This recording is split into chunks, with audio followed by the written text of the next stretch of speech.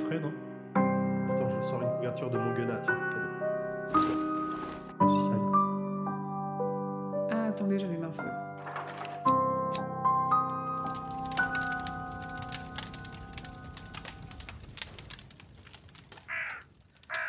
Allez, chers auditeurs et auditrices, venez vous asseoir avec nous près de ce feu de camp virtuel qui vous réchauffera, mais qui pourrait bien aussi attirer un gardien de rayon.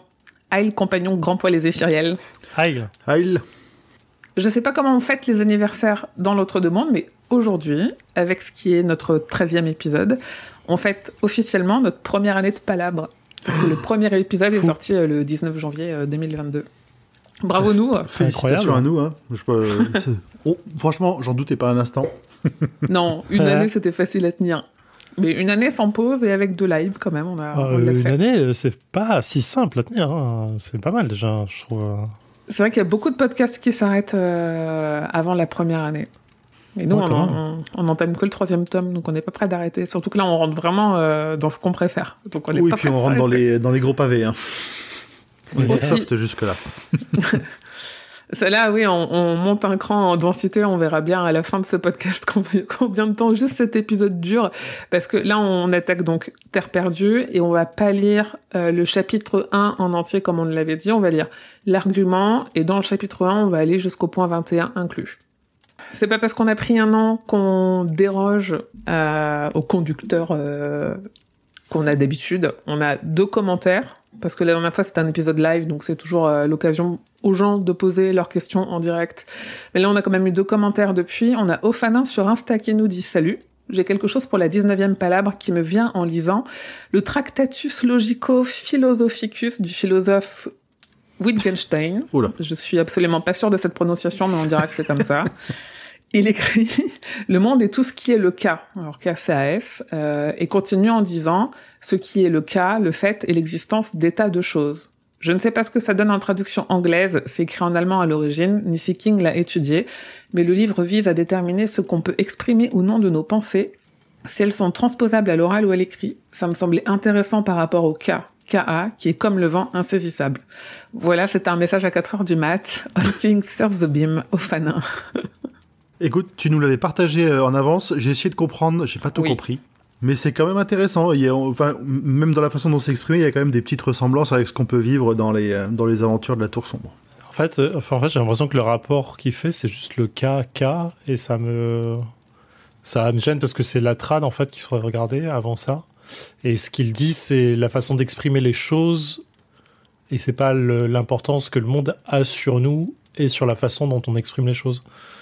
Est-ce que le cas, c'est plus une force extérieure qui vient imposer un truc? Et là, j'ai pas l'impression qu'on est dans ce cas-là. C'est plus la façon dont on imprime les choses dans le monde, si j'ai bien compris la phrase.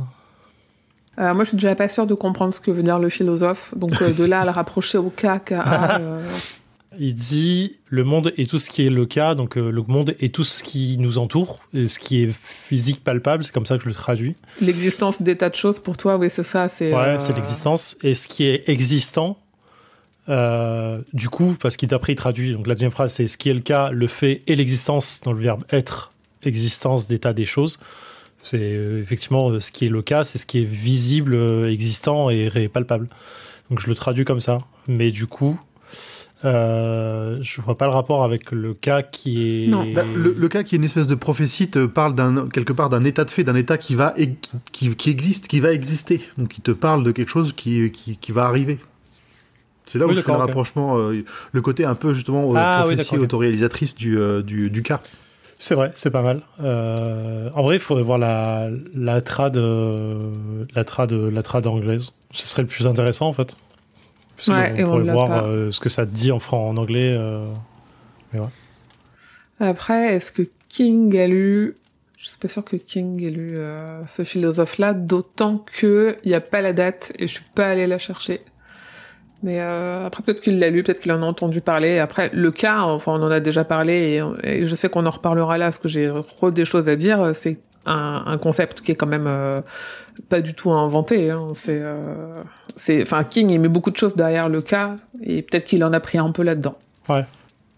Ludwig Wittgenstein, c'est un philosophe autrichien qui est né fin du 19e et qui est mort milieu du 20e. Voilà. Okay. Pour les dates. Enfin, pour les dates de publication qui, donc, du coup, sont avant ça, quoi. Ouais. Donc, il pourrait coller.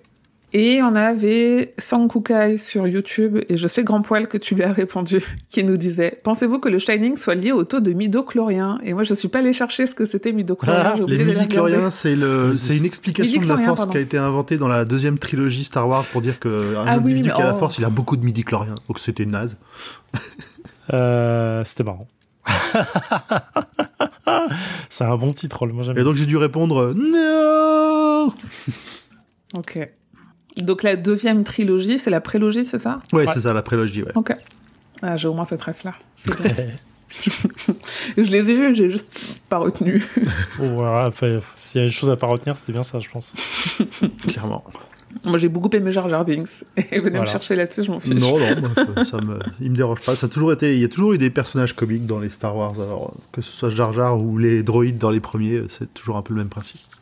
Bah ouais, et pour moi, en fait, il permet aux personnes comme moi qui adhèrent un peu moins à l'univers d'adhérer à autre chose dans cet univers-là, tu vois. Donc il en faut pour tout le monde.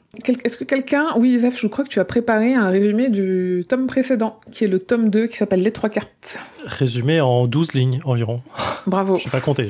Même pas 19. Vas-y, compte et ça fait 19. 1, 2, 3, 4, 5, 6, 7, 8... 12, pile poil, je suis trop fort. Je suis ça à la va-vite. Donc après avoir palabré avec l'homme en noir, Roland se réveille sur une plage pour se faire bouffer les doigts et tomber malade. Il réussit malgré tout à passer les 3 portes pour y ramener 3 compagnons de route. Eddie, le prisonnier de sa drogue et de son passé, Odetta/Detta, les dames des ombres, et Susanna, par l'intermédiaire du sacrifice de Morte. Un chemin qui aura été long et douloureux pour chacun, surtout pour le lecteur, pour Roland, mais qui se finit bien. Et nous reprenons donc la lecture dans les bois du couchant, si je ne dis pas de bêtises. Oui, et évidemment, tes commentaires n'engagent que toi. Bien sûr, c'est moi qui fais le résumé. Oui. Donc c'est vrai que c'était un petit peu long. Je dis ça, mais vous avez bien compris en écoutant les épisodes que j'ai quand même aimé ce bouquin. Oui, tu as bien compris quel passage t'avait fait soupirer en cours de route aussi. Mais oui, mais j'aime pas les balades sur la en plage, réalité. Bah oui. Et c'était complètement justifié. Moi, tant que c'est pas gratuit, c'est ok. Donc, qui dit nouveau tome dit petite fiche wiki. Donc, on est donc sur le 3e tome du cycle La Tour Sombre. En anglais, le titre c'est The Wastelands, un nom en hommage au poème de T.S. Eliot intitulé The Wasteland. Donc au singulier cette fois-ci, dont on a un extrait en début de livre, et donc dans la VF, et qui en VF s'appelle La Terre Vaine. Terre perdue est paru en 91 en VO, soit 4 ans après le tome 2, et en 92 en VF chez J'ai lu. Les illustrations sont signées Ned Damron, et le livre est dédié à Owen Philip King, un de ses fils, avec qui il a écrit Sleeping Beauties notamment. Pour info, le livre a été nommé au prix Bram Stoker du meilleur roman en 1991, ainsi qu'au prix Locus du meilleur roman d'horreur en 92, terminant à la 3e place. Ouais, c'est toujours un peu bizarre de qualifier ça en roman d'horreur, je trouve. Ouais, c'est pop culture, livre de genre, je dirais. Oui. Et à chaque fois au Roi Steven, je fais toujours ce petit truc, ce petit palmarès des prix, et ils sont jamais dans la bonne catégorie. Les livres d'horreur, ils sont en thriller. Tu fais non, en fait les mecs, pour une fois, vous l'aviez.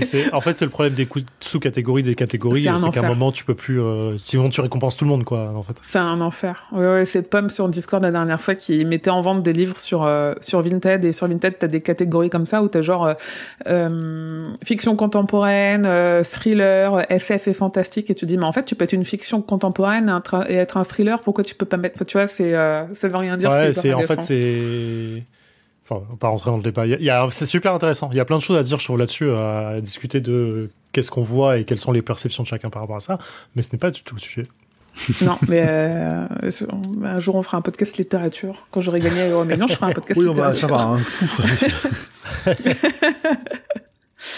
Et donc, petite particularité qui n'est pas si rare chez King, mais dans le roman est inclus la nouvelle The Bear, donc l'ours, qui, sous ce format, est inédite en français, mais avait été publiée en 90 dans The Magazine of Fantasy and Science Fiction. Ah oui, dans la version originale, il y a The Bear, parce que je me disais, tiens, je l'ai pas lu, ça. Oui. Ah ouais, dans le... Putain, je l'ai pas vu. Du coup, on est sur une traduction de Marie de Prémonville, avec le fait que ce soit dédié à Owen Philip King, on l'a déjà dit, mais lui, il précise Kef, K et Katet. Et on a donc une page avec 3 extraits de texte, un issu de La Tervenne de T.S. Eliot, on l'a dit, un issu de Le Chevalier Roland 120 à la tour noire de Robert Browning, la base, j'ai envie de dire, et un de Hand in Glove de Robert Ekman. Donc dans l'argument, King nous résume un peu le tome 1 en nous briefant sur la personnalité de Roland, tout en précisant que les souvenirs de son monde d'avant sont peut-être pas tout à fait justes. Et là, c'est intéressant de nous parler direct de souvenirs du pistolero quand on sait tout ce qu'il oublie à chaque cycle. D'accord. Ouais. Il entame direct là-dessus. Ouais. Puis il résume le tome 2, et c'est intéressant tout de même parce qu'il annonce les premiers paradoxes temporels qui, pour moi, n'avaient pas été annoncés à la fin du tome 2, mais que nous, on avait relevés et dont on a longuement parlé à l'épisode précédent et dont on va sans doute longuement reparler aujourd'hui et dans les prochains épisodes. Et King dit bien aussi qu'Eddie, c'est la carte 1, que Data Walker et Odetta Holmes sont les 2 autres cartes. Et ça aussi, pareil, moi, j'avais un souci sur ce truc-là, et en fait, il a réglé ma question de lui-même. Ouais, c'est pour ça que dans le résumé, je parle des 3 cartes de Susanna, qui est la 3e carte via Jack, quoi. Il y a 2-3 points sur l'argument que j'aime beaucoup. C'est le passage où il dit: aux yeux de Roland, ces connexions suggèrent l'intervention d'une puissance dépassant la simple coïncidence, donc l'appel du cas. Et il est persuadé que les forces titanesques qui entourent la tour sombre vont commencer à se rassembler. Et en fait, je l'ai traduit comme une forme de anti-cas, en fait, qui commence à se rassembler pour détruire la tour, en fait. C'est intéressant, je trouve. Un peu comme le temps agit pour genre sur Jack Epping pour l'empêcher de changer, quoi. Ouais. Puis t'as ces notions-là dans Insomnie aussi avec je sais plus, mais c'est l'ordre et puis le chaos, en gros, pour résumer très grossièrement. Je me souviens plus les noms exacts qu'il emploie. C'est pas le blanc et le noir, non? Pas comme ça. Non, il y a clairement il y a le vert qui est censé représenter la vie, l'ordre, et puis c'est Atropos et compagnie qui représentent justement toutes les forces chaotiques qui veulent que tout se passe mal, quoi. Ok.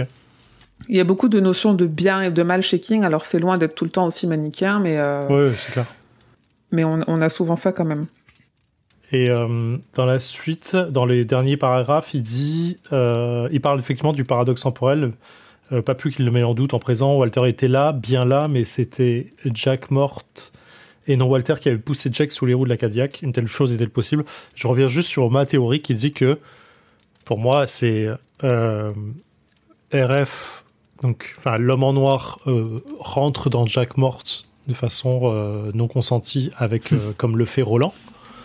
Et qu'au moment où il le pousse Jack sous les roues de la Cadillac, il s'approche de lui après et il l'attire dans l'entre-deux-mondes comme Roland attire un Popkin à lui en revenant sur la plage, quoi. Oui. Et ça, je trouve ça... Enfin, moi, je suis désolé, quand ça me mind blow de penser que c'est comme ça qu'il a fait, en fait. Parce que pour moi, il y a eu très longtemps ce truc de comment il a amené Jack. En fait, comment il fait disparaître Jack sous les roues de Cadillac et il l'amène au relais, en fait. Et je trouve que ça, c'est... moi, ça m'a mind blow de... Putain, il a vraiment fait comme Roland, en fait. Il avait même pouvoir. Ça répond à pas mal d'interrogations qu'on pouvait avoir au départ. Ouais. Il y a beaucoup de questions qui étaient restées sans réponse et qui trouvent des réponses là, parce que là, on prend le temps, tu vois. Il y a vraiment tout ce qu'on a lu pour l'épisode d'aujourd'hui, c'est avant de se remettre en route, on a pris le temps de se poser, de se parler, il y a beaucoup de choses qui se règlent. Et donc, à la fin de l'argument, il nous annonce qu'on reprend l'aventure quelques mois après la 3e porte. Le cadet a parcouru du chemin à l'intérieur des terres. Leur instruction a débuté et le pistolero perd la tête. Et il y a la note de bas de page qui dit Les lecteurs connaissant bien New York, on se rend compte que j'ai pris certaines libertés avec la géographie de la ville. J'espère qu'ils m'en excuseront. Et moi, je me dis, le mec, il casse toute notre méta de c'est peut-être pas le même New York. Non, il dit non, c'est le même. Cassez pas les couilles. C'est la même chose. Juste, j'ai voulu faire autrement. Mais si on fait la méta de la méta, c'est un écrivain qui est en train d'écrire, donc il est en train d'écrire à notre New York dans un temps qui n'est pas le sien. Oui. Et c'est voilà. Et après j'ai pris 2-3 notes sur 2-3 fluos sur les poèmes, mais tu voulais peut-être en parler. Il y a des poèmes qui sont où? Juste après ça, après l'argument, il y a les poèmes de La Tervenne, Le Chevalier Roland 120 à la tour et Hand in a Glove. Non, vas-y. Je disais juste parce que il y a 2 points après. C'est donc La Tervenne, donc tu disais qui était l'inspiration de Terre perdue.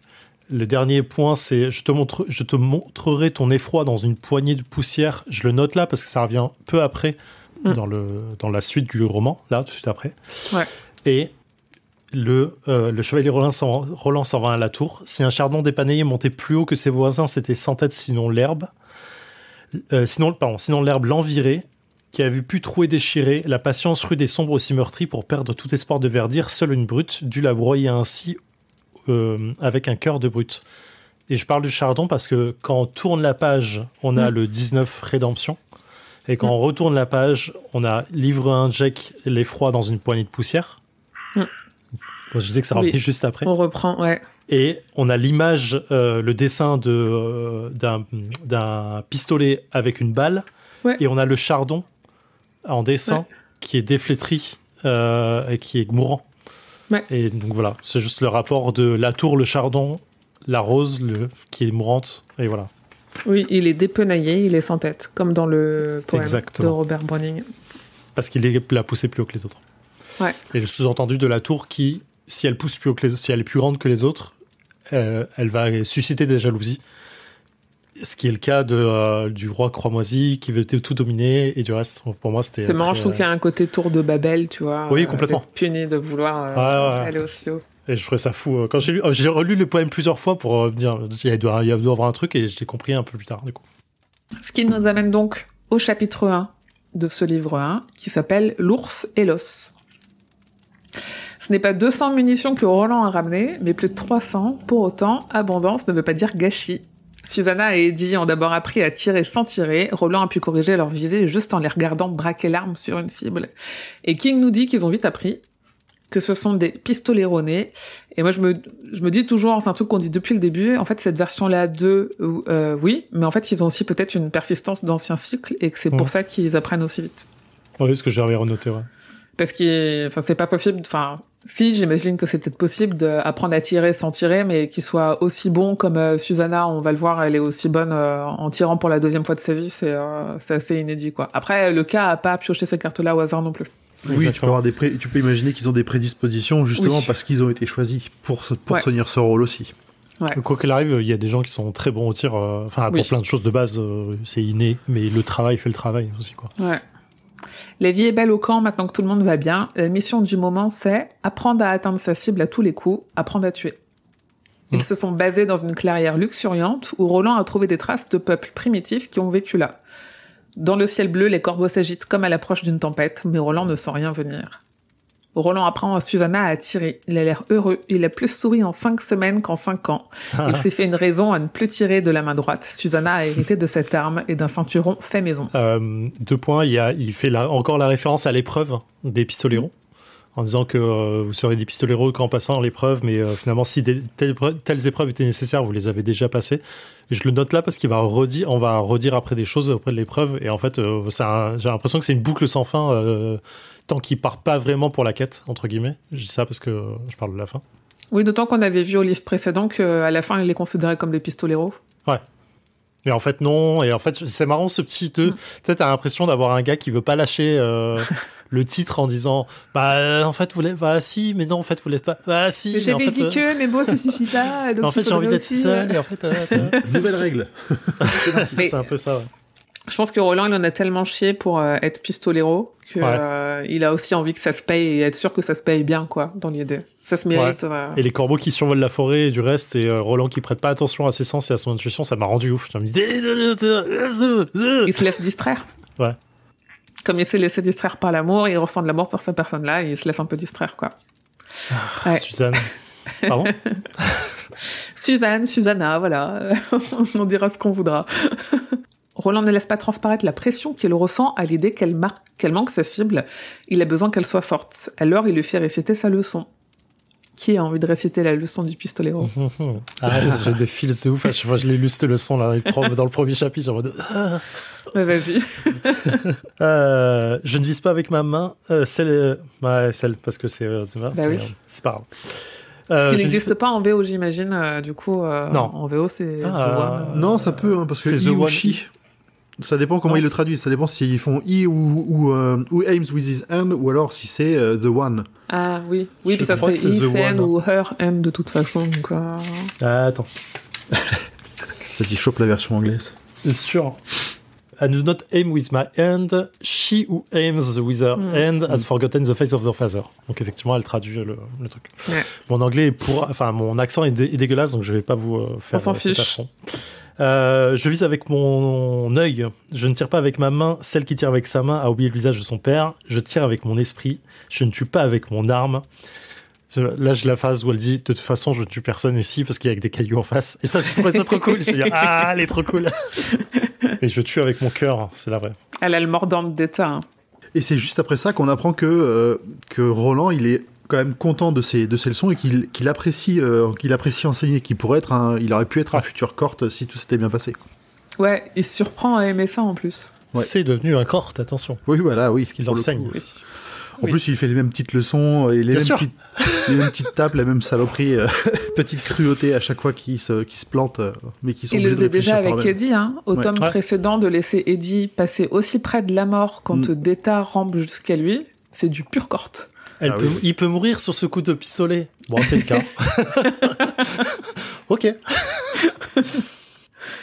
Donc, à nouveau, mention des corbeaux agités, comme s'ils avaient dû fuir quelque chose, se dit Roland, mais il doit se concentrer sur la leçon de son apprenti. Elle ne tire pas sur des cailloux, elle tire sur ses anciens agresseurs, que ça a été elle, Susanna Dean, ou une ancienne elle, Data Walker. Avec grâce et vivacité, Susanna touche ses cibles, 6 cailloux, alors on apprend à quel point cette carte est redoutable entre les mains du pistolero. Franchement, j'ai eu des feels de ouf, des frissons de ma boule en le... maintenant récite ta leçon, Susanna Dean, et sois sincère. Rien que là, j'ai des fils. C'est incroyable. Il y a un truc qui se passe et je tue avec mon cœur. Et alors tue-les au nom de ton père. C'est vraiment putain, c'est incroyable. J'étais allez, vas-y. C'est des cailloux, on s'en bat les couilles. Tue les cailloux. C'était incroyable. Mais il a réussi à la blesser, Susanna, en faisant rejaillir des vieux souvenirs d'agression. Ouais. Et il s'en excuse pas, parce qu'elle avait besoin de la rage qui est ressortie en elle. C'est cathartique aussi, cette situation pour elle, complètement. Ouais. Elle a encore beaucoup de choses à régler. Je dis, c'est marrant parce qu'il va chercher les cailloux après en disant regarde, tu les as tous touchés. Et elle a dit non, le dernier, je l'ai loupé. Il fait non, tu n'as fait que l'effleurer. J'aime bien la façon, c'est très négatif la façon de dire. Elle dit non, tu l'as touché. Il a été effleuré, mais il a été touché. Il aurait pu être, je vais pas dire positif, mais presque consensuel en fait, en disant tu l'as touché. Il est effleuré effectivement, mais tu l'as touché quand même. Et effectivement, ça peut être bien en baston parce que il peut avoir la vue gênée, il peut être déstabilisé, machin et tout. Là, il dit tu n'as fait que l'effleurer. Il est vraiment en mode quel connard. Putain. On tire pour tuer, c'est la leçon. Non, parce qu'il essaie de la rassurer, mais en fait, il le dit très négativement, quoi. Ça me rend ouf. Il peut pas s'en empêcher. Et alors qu'il se chamaille sur le fait que Susanna soit un pistolero ou pas, Roland porte la main à sa tête et dit que ça va, mais Susanna n'est pas d'accord et nous informe qu'Eddie non plus. Alors nous, on sait, on a là les prémices du paradoxe de la non-mort de Jake, et puis King nous a spoilé juste avant en disant que Roland commençait à perdre la tête. Sans surprise, Roland n'est pas très déconstruit. Parce qu'on nous dit, il n'avait jamais été de ces hommes qui se soucient de comprendre leur propre personnalité. Lui, c'est l'action ou rien, son romantisme bien enfoui sous son pragmatisme. Mais au moment où il songeait à dire « je deviens fou » à Susanna, un arbre s'effondre dans la forêt près de leur campement avec un vacarme assourdissant, puis un autre accompagné d'un puissant cri de rage. Ils craignent pour Eddie, Roland attrape Susanna et l'aise sur ses épaules, plus rapide qu'en fauteuil, et sprint en direction du campement. Ces bruits bizarres d'arbres qui s'effondrent, ils les ont eu aussi pendant l'entraînement de Susanna et ils y ont pas fait attention. Ouais.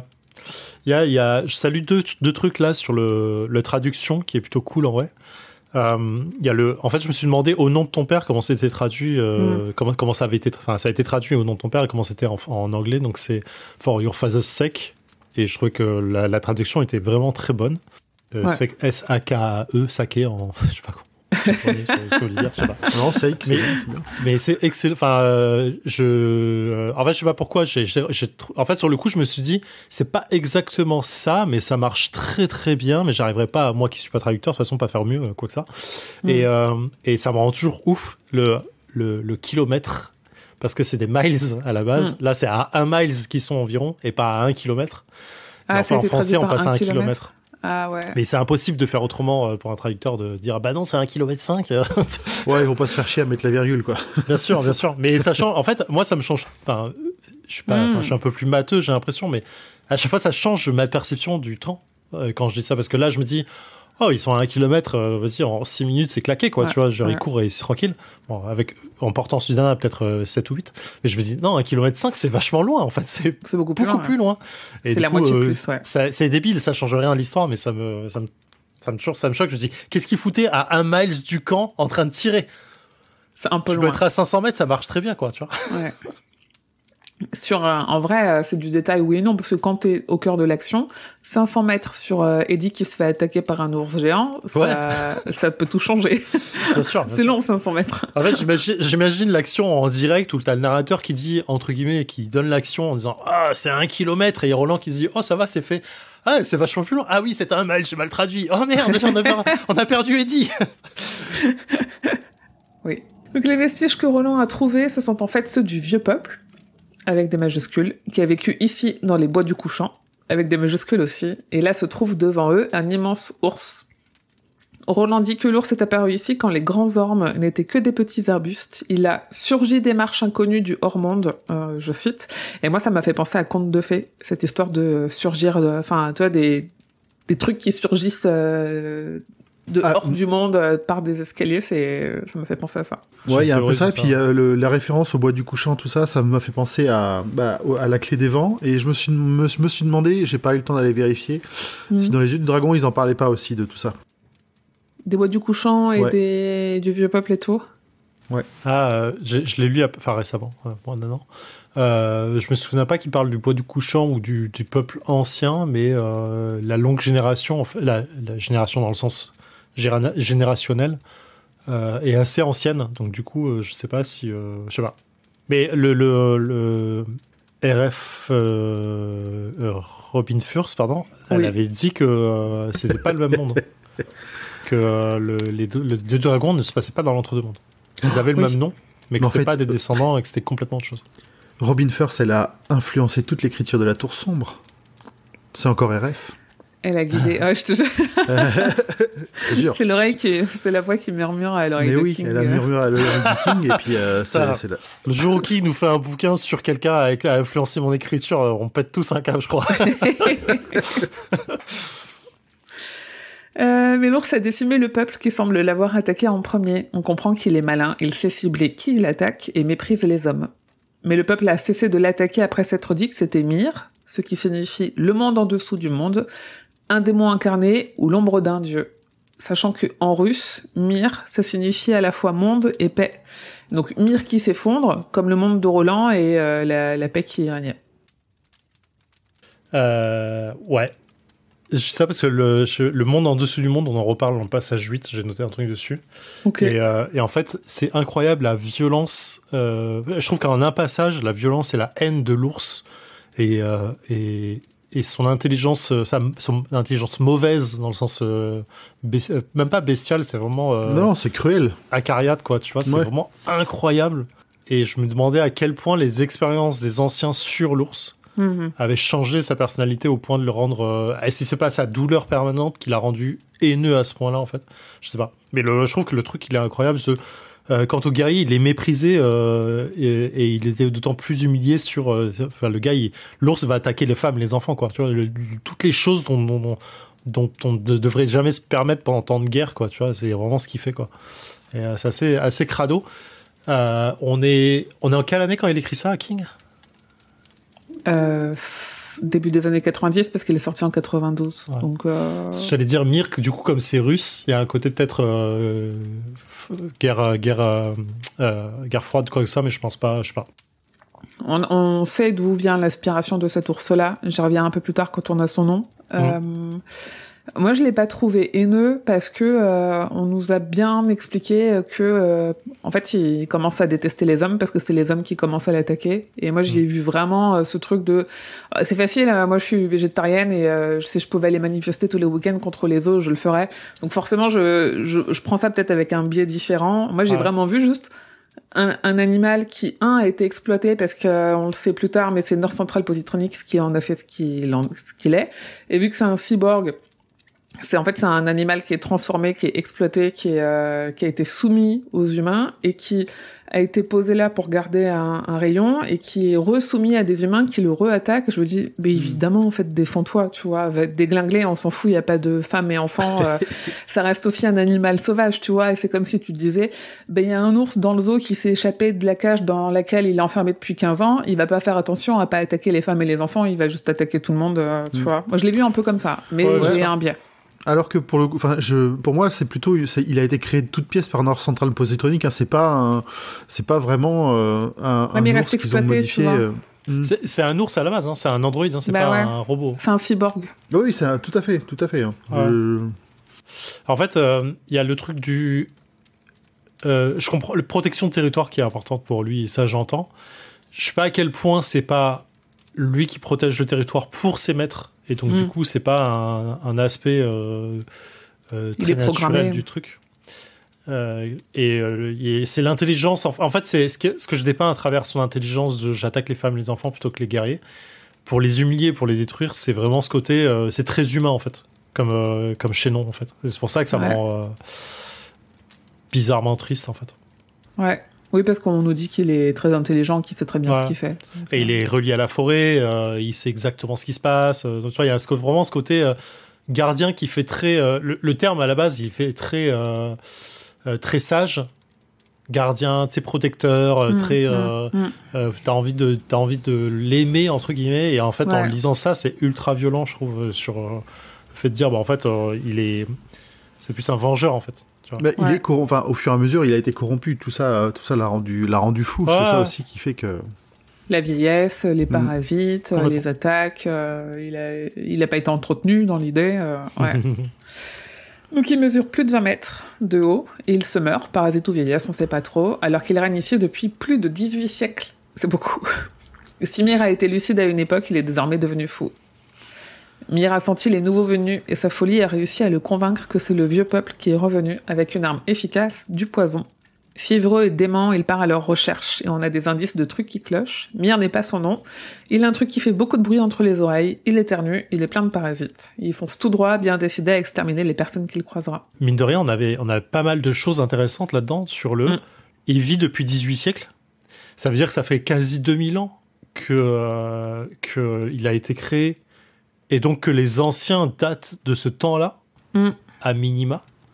Et du coup, ça donne l'âge de l'entre-deux-mondes. Et quand on parle après de quand les anciens se sont retirés et de quand le temps a commencé à changer et tout ça, on parle vraiment il y a des milliers d'années, quoi. Ouais, tu peux pas être sûr du chiffre exact, même si c'est un ordinateur avec un cerveau cybernétique, tout peut se dérégler.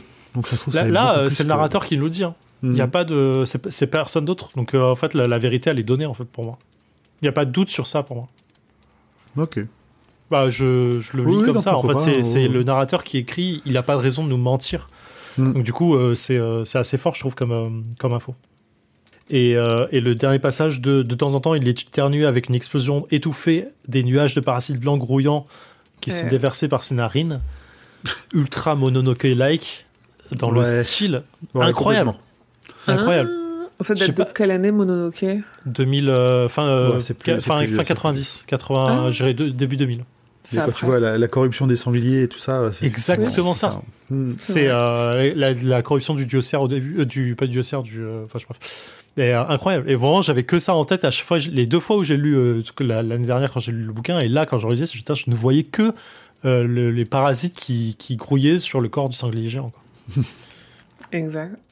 Donc 2 jours avant, Eddie s'est remis à tailler du bois, comme il le faisait quand il était gosse, sous le regard jaloux et moqueur de son frère. Introspection dans la jeunesse d'Eddie quand sa grande sœur était toujours vivante, puis la charge qui a pesé sur Henry pour qu'il arrive à un semblable à Eddie. Alors je te vois lever la main, Zef. J'ai plein de choses à dire aussi. Vas-y.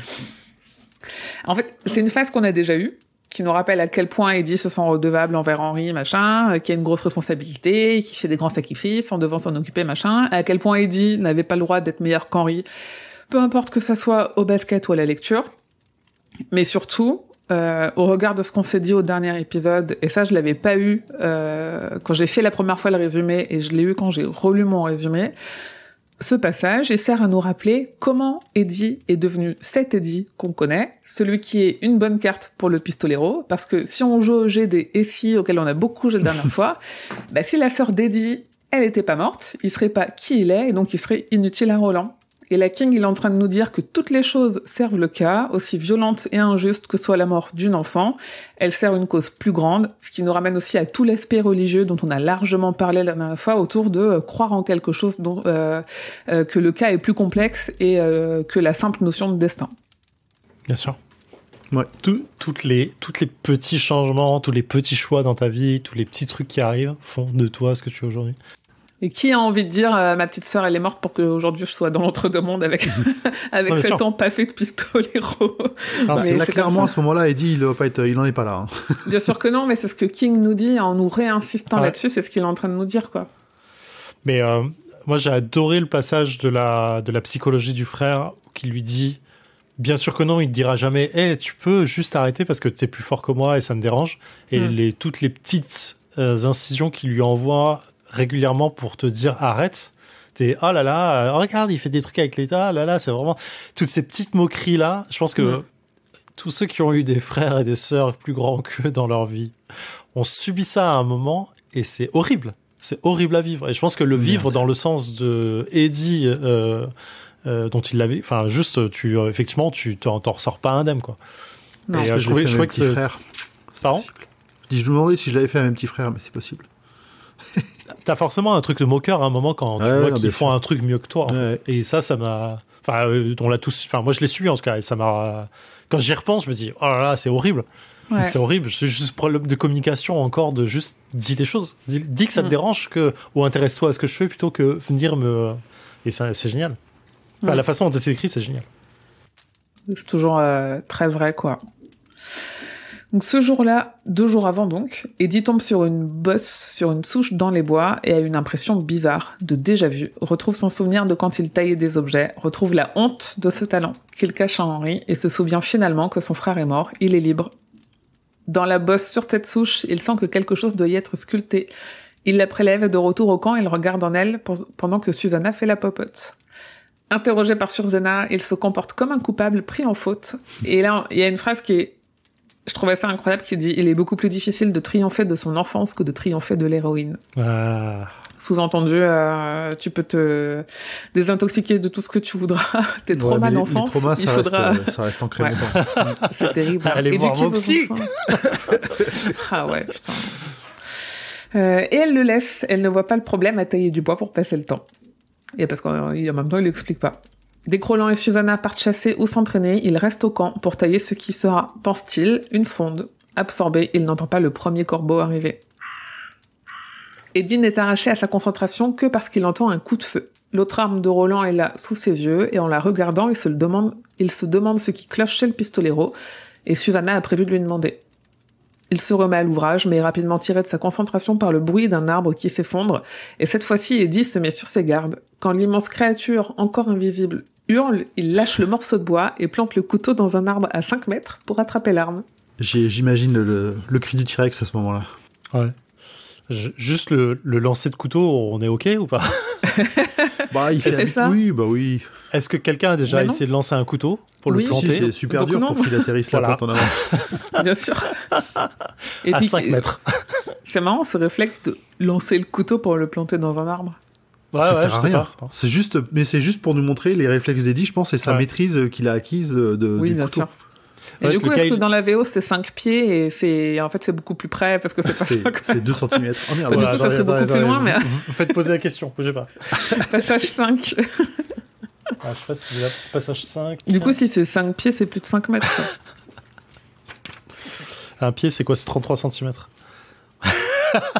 En fait, il tend le bras, il le plante dans le cou. Ah ouais, pas si fort un pistolet en fait. C'est moins impressionnant d'un coup. Conversion pied-mètre, on va chercher en même temps. Non, c'est pas là. Un pied, ouais, c'est 30 cm. Donc, si c'est 5 pieds, c'est pas loin. Hein. Si c'est 5 pieds, c'est 1,5 mètre, oui. Donc, ça, même moi, je dois y arriver. Je pense que j'en suis capable. One eternity later. 315. 315. C'est 45. 315, c'est quoi? C'est 330 Non, 1 mètre. 3,15 pieds. Ah non, oui. Attends, une 315, oui, c'est ça, 15 pieds. 15 pieds. Putain, j'ai 4 mètres et demi. Ouais. Ok, donc si ça va. Ils ont fait la conversion. Putain, je vous ai traumatisé avec ça, du coup. Ah bon, on va se poser des questions. Hein. Donc la créature est rapide, trop tard pour fuir, elle arrive vers lui et depuis le bout de la clairière, le voit. Eddie décide de grimper à un arbre, ce qui ne le met pas à l'abri vu la taille de l'ours. Ce qu'il sauve, c'est la crise d'éternuement de l'ours. La crise passée, il fonce sur Eddie et commence à attaquer l'arbre sur lequel il s'est perché. Il lui éternue dessus et Eddie se retrouve couvert de morve, pleine de larves. C'est dégueulasse. Et puis franchement, ça va se demander si c'est pas contagieux ce truc-là. Ouais. Je déteste les larves, les asticots, tous ces trucs-là. C'est un enfer. Il continue son ascension malgré tout et de là, il voit une antenne radar qui tourne sur elle-même, plantée entre les oreilles de l'ours. L'ours est trop petit pour atteindre Eddie, à 5 mètres au-dessus de lui, alors il secoue le sapin.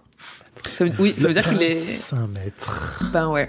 Il est énorme, mais à ce moment-là, j'ai quand même imaginé Balou plus qu'un truc méchant, donc ça m'a gâché l'image. Il en faut vraiment très peu. Chardic Balou. 25 mètres, environ Normal. 6 étages. Normal. Moi, je suis au 4e, je monte pas aussi haut sur un arbre. Jamais de ma vie, je fais ça, je pense. Bah ouais, Donc, en même temps, si t'as un ours de 20 mètres qui te poursuit, peut-être. Mais c'est marrant, je crois, je n'ai pas vérifié, mais je crois qu'aux États-Unis, ils disent si vous croisez un ours dans la forêt, ne grimpez pas aux arbres. Il y a un truc de. Tu peux pas. Ouais, un ours, ça grimpe. Ouais, l'ours, ça grimpe, ça court super vite, il faut pas le distancer. En fait, il faut faire le mort, tu sais. Mais ça dépend des ours. Grizzly, ça dépend entre l'ours noir et l'ours brun. L'ours brun, je crois qu'il faut lui crier dessus, l'ours noir, il faut faire le mort, ou l'inverse. Donc, mais en tout cas, ne grimpez pas aux arbres, quoi. Et je trouvais ça marrant qu'Eddie le fasse en disant bon, bah, j'ai grimpé. Plutôt que courir en direction du pistolero qui n'est que à 1 mile, tu vois. Oui, 1 kilomètre en français. En plus, il irait plus vite en courant dans la version française du livre. Donc, imagine le mec qui commence à courir en disant c'est bon, je suis en VF, je suis avec 1 kilomètre, ça marche. Il y a une méta à faire là-dessus. Franchement, s'il y a quelqu'un qui crée un livre, c'est une blague, elle est trop bien. J'ai bien aimé la référence au Je suis le maître du monde, mais j'ai que la rêve de Titanic en tête, donc je pense que ça doit exister d'avant. C'était pas ça, à mon avis. Ouais, parce que je l'ai pas relevé. C'était pas Titanic. Non, c'est pas la ref, mais je sais pas d'où ça vient. C'est marrant. Ouais, je l'ai même pas relevé. Après, en fait, quand t'es à 25 mètres de haut, t'as peut-être un peu l'impression d'être le maître du monde, parce que je pense que c'est la première fois qu'il voit l'entre-deux-mondes d'aussi haut. Clairement. Je sais pas ce qu'il dit en VO. Et j'aime bien le Mexican standoff. On n'a pas ça à la mexicaine. Je trouve ça... Enfin, c'est toujours la petite blague, tu vois. Et non, en anglais, c'est Top of the World, Ouais. Donc rien à voir. Ok. Mauvaise trad. Donc de l'autre bout de la clairière, Roland et Susanna voient Eddie se faire secouer, pas loin de tomber. Le pistolero a du mal à se concentrer pour trouver une solution. Il a l'impression d'être 2 hommes, chacun avec son stock de souvenirs. Un affirmant qu'un garçon se nommait Jake et l'autre affirmant que le garçon n'existe pas. Je lui dis, c'est pas le moment. C'est pas le moment, Roland, concentre-toi. A priori, le stress, ça accentue, ça aggrave complètement les choses pour lui. Hein. Vu leur vie, la vie qu'il mène, ça va pas les aider. Non.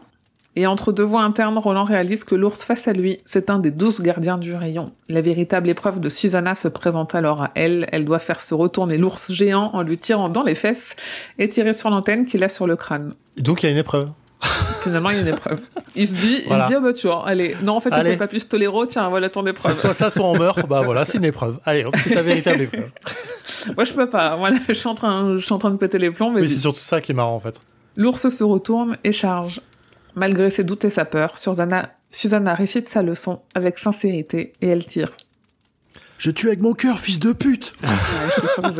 Ne la touche pas, sale pute. Qui a entendu replay en lisant ça? Moi, je l'ai entendu. Oui, j'avoue. Ah, il y a une 2 pour la référence. Je le laisse. Ah, c'est bien, c'est bien. J'essaye de rattraper. J'ai toujours pas regardé Cube, mais j'essaye de rattraper. Je l'ai noté. La balle de Susanna fait mouche et ne comptez pas sur moi pour détailler l'agonie de l'ours. Pardon, je reviens sur la fin du chapitre 7. Tant que tu reviens pas sur l'agonie de l'ours, moi ça me va. Non, ça va. Mais juste pour lire le passage, histoire de checker le bingo. Avant même d'appuyer sur la détente, elle vit la balle atteindre sa cible propulsée par la farouche désir qu'elle avait de tirer au but, ni plus ni moins. Toute la peur la déserta, son esprit n'était plus habitué n'est plus habité que par une profonde froideur et elle eut le temps de penser, blablabla. Magie dans l'entre-deux-mondes, je reviens sur ma théorie. Attends, tu fais blabla sur les 4 mots qui me paraissent les plus importants à la fin. C'est ça qu'il ressent, mon Dieu, comment peut-il le supporter ? Oui, d'accord. C'est l'adrénaline qu'elle ressent. Ah, mais vous êtes déjà au point 9 là ? Non, c'est dans le 7, c'est la fin du 7. C'est le je tue avec mon cœur, ça le pute. Fils de pute. Replay, sort de ma tête. En fait, c'est juste, je reviens sur ma théorie de la magie dans l'entre-deux-mondes, c'est là où elle apprend vraiment à être ce qu'elle est, elle impose sa volonté de cette balle va toucher. Et en fait, du coup, je pense que c'est plus le tir en elle, c'est plus sa visée, c'est plus quoi que ce soit, c'est la magie de l'entre-deux-mondes opère dans le sens, ça doit toucher, ça touchera parce qu'elle impose, sa volonté est plus forte que celle de Shardik à ce moment-là. Pour moi, c'est incroyable. Dieu. On est dans Wanted, il courbe les voix. Non, j'ai eu un peu cette impression en fait, il pourrait arriver à ça, en fait, tu vois, tu pourrais jouer avec les balles là-dessus. Et c'est là où le film est pas si dégueu dans la scène ou de tuerie qu'il y a dans ce qui est censé être Lude, j'imagine, je sais même pas en fait, où en fait il tire dans tous les sens et il a pas à regarder, en fait, il tire et il sait que ça touche et je trouve ça ouf en fait de ce truc c'est sa volonté qui impose les choses et qui impose que les balles arrivent où elles doivent arriver parce qu'il veut que ça arrive là. Et là, elle veut que ça arrive sur l'antenne de Shardik. C'est comme ça et pour ça qu'elle voit la balle arriver avant, en fait. Je sais pas de quel film tu parles. Désolé. Oui, non, tout n'est pas raté dedans, en effet. si, c'est raté, mais ça sert mon propos, donc pour ce passage, ça marche. La mauvaise foi en marche. Eddie descend de son arbre pendant que l'ours agonise et rejoint Roland et Susanna. L'ours meurt. Donc, Susanna a en elle une voix glaciale qui lui dit qu'elle a hâte de refaire un truc pareil. Pardon, je reviens juste sur la dernière phrase. Mir, le monde en dessous du monde était mort. Et en fait, c'est là où j'ai noté le monde en dessous du monde. On est dans, je note, l'entre-deux mondes. Donc en fait, je me disais que si là où on est, c'est vraiment le monde qu'il y a entre deux mondes, ça veut dire que là où on est encore, là en dessous de ce monde-là, il y a un autre monde d'où vient Shardik. Ouais. Et du coup, c'est juste pour noter ça, en fait. C'est-à-dire que d'où vient-il s'il ne vient pas de ce monde-là ? Je viens parce que je prépare ce que je vais dire après. Je sème un peu des petits trucs pour dire « vous voyez, en fait, il vient de là !» Et vous pourrez me dire « Ah oui, c'est pour ça !» Voilà. Moi, ça me ramène quand même, une fois de plus, à Conte de Fées, où Charlie passe de son monde à l'autre monde en descendant, et à la fin, quand il redescend, il y a quand même une créature très proche d'un Cthulhu, qui semble être une créature ancestrale. On en revient à ça, hein, tu vois. Bien sûr. Pendant qu'elle se bécote avec Eddie, Roland récupère son couteau planté dans un arbre et se rapproche du corps de l'ours. Il lui parle en pensée, avec le respect d'un homme qui ne croyait pas en son existence jusque-là. Et c'est intéressant parce que Roland, il pense que les lents mutants sont ce qui reste du peuple des anciens qui vivaient dans ces bois avant que l'ours ne les fasse fuir. Et donc ça replace quand même dans le contexte la vieillesse et l'importance de ce gardien. Je parle juste avant ça, il y a le début du passage 9 où Eddie souleva Susanna, nouait ses mains poisseuses au creux de ses reins et l'embrassa goulûment et ainsi de suite. J'adore qu'ils prennent le temps de redescendre la pression avec le lecteur et la lectrice. Des retrouvailles en fait après bataille, ils ont failli se perdre, l'adrénaline est en train de redescendre, ils sont heureux d'être en vie, heureux de se féliciter l'un l'autre, de ce tir était incroyable, machin et tout. Il y a un côté en fait aussi un peu simple et absurde de la bataille. C'est-à-dire, on a Eddie qui est en haut d'un arbre en train je vais perdre, je vais mourir. Secoué par un ours, quoi. Et versus la charge de l'ours sur Susanna, quoi. Enfin, un ours de 20 mètres. Est-ce qu'on peut faire un rapport de taille-poids ? Le truc, c'est un wagon qui est en train de charger sur toi. Et elle se tient devant lui en disant je vais tirer et je vais le tuer. Et c'est le truc qui est incroyable. Je trouve que redescendre la pression là-dessus, c'est tellement héroïque de ouf, quoi. Quand je me suis fait la scène en tête en écrivant là ce que je suis en train de dire, je suis en train de dire mais c'est la scène, elle est incroyable. Enfin, j'ai envie de la voir dessiner, tu vois, de Susanna qui est en train de tirer. Enfin, on la voit après dans les trucs, mais elle est pas ouf. Oui. Mais c'est ma boule en fait. Je trouve. C'est pas anodin pour eux. Non, clairement pas. Non. Et du coup, voilà, tu vois, elle est en train de sauver son homme, quoi. Et moi, je ferais ça ouf. Et donc, en effet, l'ours a vécu 2 ou 3 000 ans, assez d'années pour devenir faux. Une plaque en métal vissée à une patte postérieure indique plusieurs choses. Il y a marqué North Central Positronics, Granite City, Corridor Nord-Est, Modèle 4, gardien, avec un numéro de série, type, espèce, ours. Shardik, c'est son nom. À la fin, il y a l'indication de ne pas remplacer les cellules subatomiques. Ouais. 2 trucs, c'est effectivement, tu as parlé d'élan mutant. Moi, je me posais la question du coup de est-ce que eux ont muté avec le monde qui a changé depuis la fin, depuis le retrait des anciens, mais on y reviendra parce qu'il y a une image assez forte là-dessus après. Et la plaque, elle est tellement cool. En vrai, il y a un truc tellement ouf à se dire c'est un rétro-futur qu'on est en train de vivre. Dans le sens, le monde, il a tellement dévolué depuis 2000 ans, en fait, 1800 ans en tout cas, que on est revenu à une période western, puis on est revenu encore un peu avant, puis en fait, on redevient le monde redevient des hommes des cavernes, en fait. On le verra dans Lude et le reste derrière, mais je parlais de Tulle d'ailleurs avant, pas Lude, bien sûr. Mais je trouve ça incroyable, en fait. Le monde va à rebours, en fait, pour eux. C'est fou. Ouais, le film, pour moi, il est ni à Tulle ni à Lude, mais parce qu'en fait, il massacre pas les habitants, mais... ça serait drôle que l'adaptation de La Tour Sombre commence avec un massacre d'habitants. Alors, tout le monde avait envie de voir ça. Bien sûr, bien sûr. Shardik, donc là, c'est la première fois qu'on a son nom.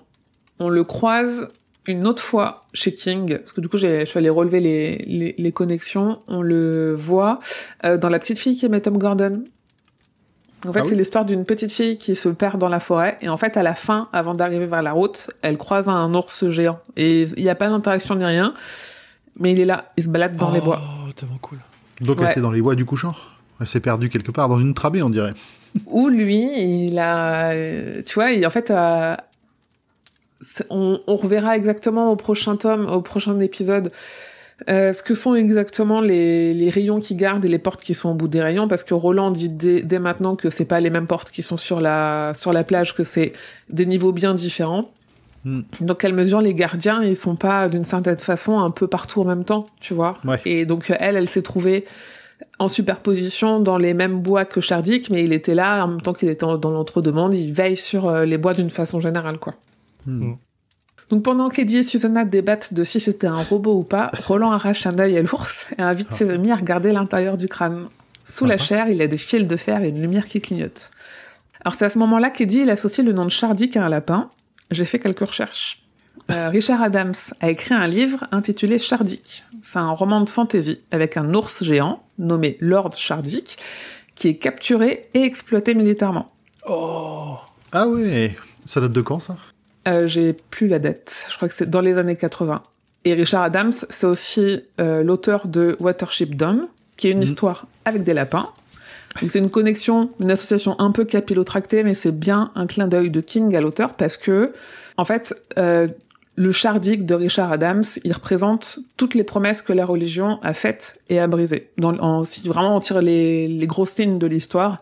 Et ça ressemble un petit peu ici à une certaine religion ou vraiment une certaine pensée rationnelle en la technologie, en tout cas donnée par North Central Positronics, qui a essayé de primer sur la magie, ou au moins sur la nature, et qui aujourd'hui s'effondre, et qui aujourd'hui a basculé. Et c'est là-dessus on peut se dire, c'est un clin d'œil, en même temps c'est sans doute plus qu'un clin d'œil, et la question c'est aussi de se dire, si ce n'est qu'une ref de King, ou si Shardik s'appelle comme ça dans ce monde-là en référence au livre, qui existe sans doute aussi dans ce monde-là, ou si le livre a donné ce nom à l'ours en hommage à Shardik, le gardien du rayon. Allez, un peu de méta, là. Je dans le deuxième sens, parce que c'est un truc assez classique qu'on voit en science-fiction, enfin en science-fiction même dans la science actuelle, où les romanciers ont écrit des choses pour montrer ce qu'il fallait pas faire, et qu'est-ce que vont faire les gens qui vont inventer ces choses-là, ils vont le nommer de la façon dont on leur a prédit que ça allait mal tourner. Oui. Oui, mais effectivement, avoir des noms de projets scientifiques qui reprennent des noms de romans, c'est connu, effectivement. Donc c'est sans doute dans ce sens-là, du coup. Mais j'aime beaucoup la méta du Shardik qui a été créé parce que un auteur a écrit son histoire. Ouais. Tellement stylé. Donc Roland se relève pour indiquer à son cathète qu'il faut changer de camp, mais s'effondre, tremblant, les mains sur les tempes. Roland délire, murmure qu'il y avait un garçon, puis murmure encore qu'il n'y en avait pas. Roland parle du garçon, répète les dernières paroles de Jake et s'évanouit. Le soir, il campe dans la clairière où il s'entraîne à tirer. Roland n'a pas mangé, il est en plus sous 3 couches de vêtements, malgré la chaleur, avec son os à la main. Et je pense que j'ai mis il est en plus, mais je voulais mettre il est en PLS. Il est en... C'est mon autocorrect qui est de mettre il en En regardant les étoiles, Eddie se remémore une histoire sur la création de l'univers que Roland lui a contée. J'ai noté, tout ce passage sert à rien, sinon à nous faire rattraper le temps perdu par l'ellipse et nous montrer les liens qui se sont tissés entre ces trois-là. Et j'ai trouvé que c'était un beau passage, que j'ai pas redétaillé si vous voulez le redétailler, mais c'est un beau passage. Non, j'aime bien parce que plus tard, il y a aussi un passage de ce type-là, mais qui sert le propos dans Les Loups de la Cala. Ouais. Donc Susanna et Eddie se rapprochent de Roland et lui demandent de leur parler, en commençant par l'ours et en terminant par la mâchoire qu'il tient. Il y a dans ce passage-là la forme que prend la discussion aide aussi Eddie et Susanna à prendre et à accepter leur rôle de pistolero dans le groupe. Quand elle dit « Si nous sommes tes compagnons, Roland, nous sommes apparemment tes compagnons, que ça te plaise ou non, il est temps que tu commences à nous traiter comme tels.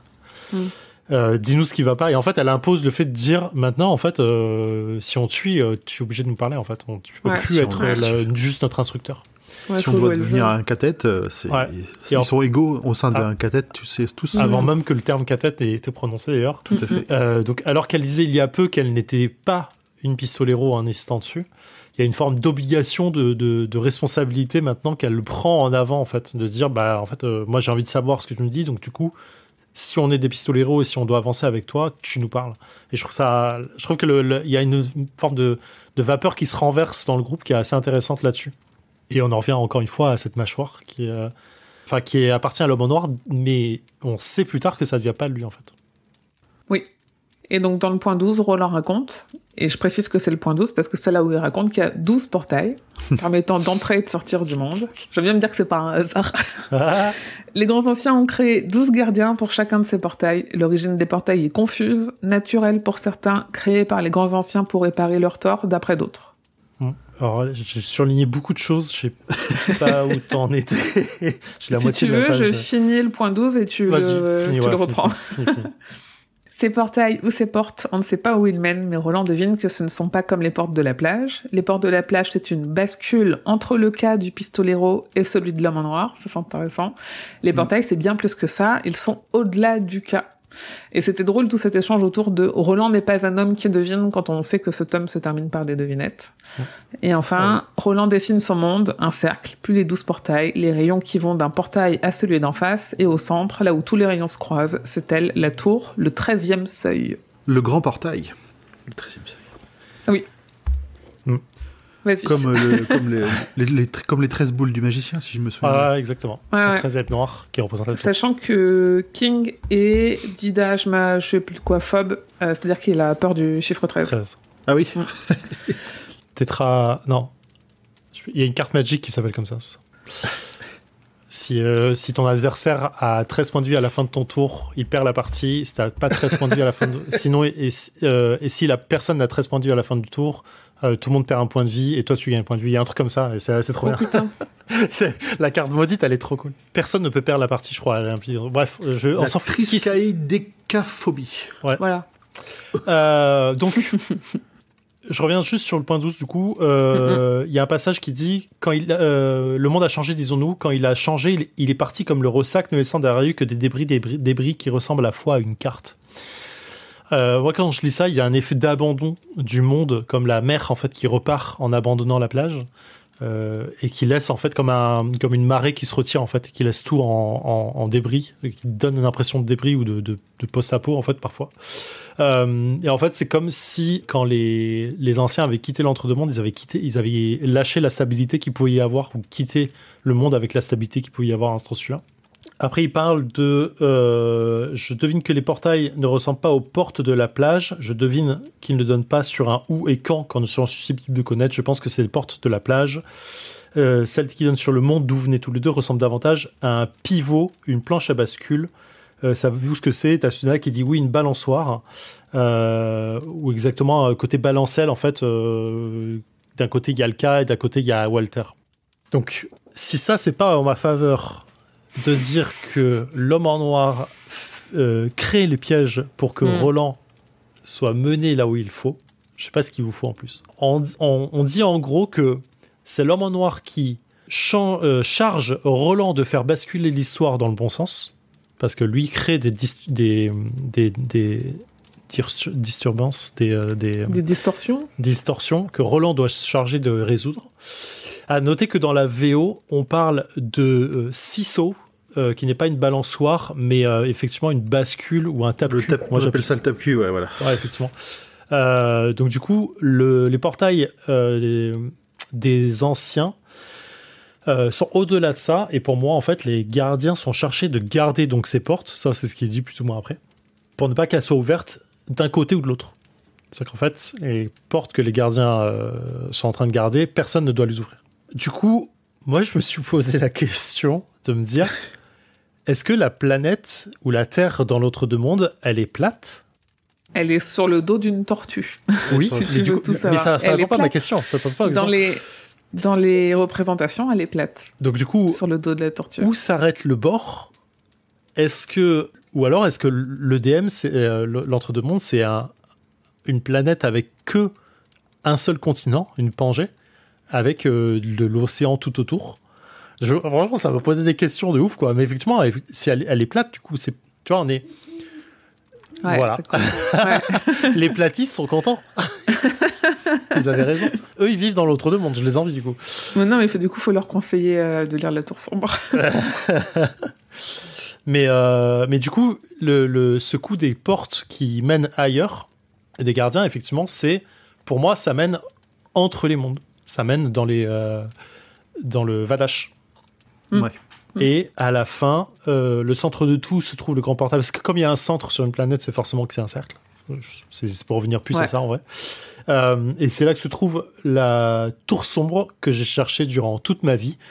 Juste fil de ouf. On peut du coup... pardon, je reviendrai après. J'anticipe ce qui se passe après. C'est fini. Du coup, je continue. Donc Roland parle des gardiens, notamment de la tortue et de son importance particulière, et récite la comptine « Vois la tortue comme elle est ronde ». Alors, anecdote, moi j'ai un livre de citations des livres que je lis, et je pense que je l'ai depuis...